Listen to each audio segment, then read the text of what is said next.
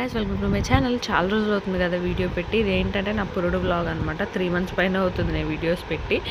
First ఈ video అనమాట. ఎందుకంటే నా డెలివరీ వ్లాగ్ అయితే మిస్ అయిపోయింది అనమాట. డిలీట్ అయిపోయింది స్టోరేజ్ లేక. నేను అసలు మైండ్ ఉండి ఏం చేసానో, మైండ్ లేక ఏం చేసానో నాకైతే అర్థం కాలేదు. ఫస్ట్ అయితే బేబీకి అయితే స్నానం చేపించారు. ఇంకా టాపిక్ గురించి నేను తర్వాత మాట్లాడతానులేండి, డెలివరీ వ్లాగ్ గురించి.